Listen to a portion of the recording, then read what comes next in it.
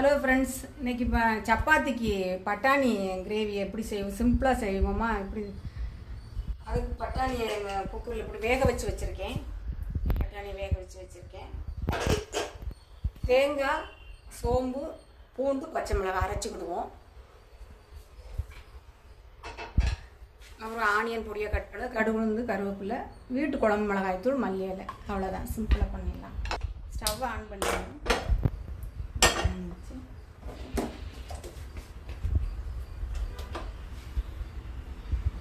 கடலெண்ணெய்,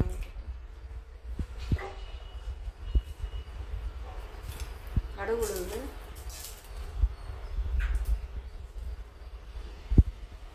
கருவேப்பிலை, ஆனியன் பொடியை கட் பண்ணுறாங்க. இதை வதங்கிட்டு இருக்கட்டும். நம்ம இதில் மிக்ஸி ஜாரில் அரைச்சிட்டு வந்துடுவோம். தேங்காய், சோம்பு அரைச்சிட்டு வந்தாச்சு.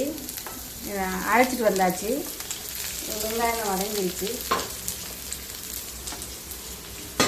இப்போ மல்லி இலை,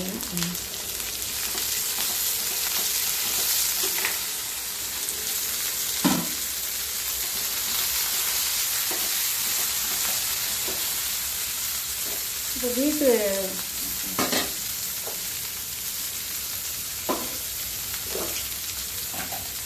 வேக வச்ச பட்டாணியில் வீட்டு குழம்பு மிளகாய்த்தூள், வீட்டு குழம்பு மிளகாய் அரைச்ச பேஸ்ட்டு,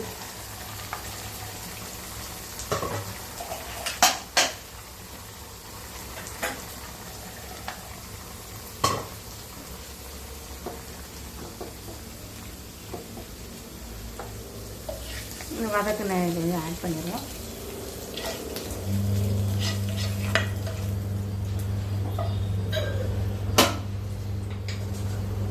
சால்ட்டு போட்டுக்கலாம்.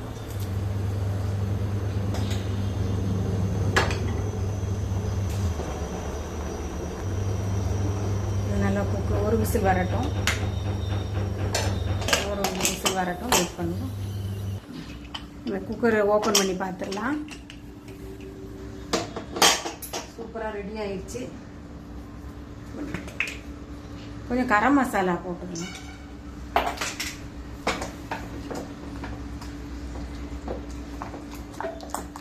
சூப்பராக சப்பாத்திக்கு பட்டாணி மசாலா குழம்பு மாதிரி ரெடி ஆயிடுச்சு. சர்விங் பவுலில் மாற்றிடலாம். Thank you friends. நீங்களும் ட்ரை பண்ணி பாருங்கள். டேஸ்ட்டாக இருக்கும்.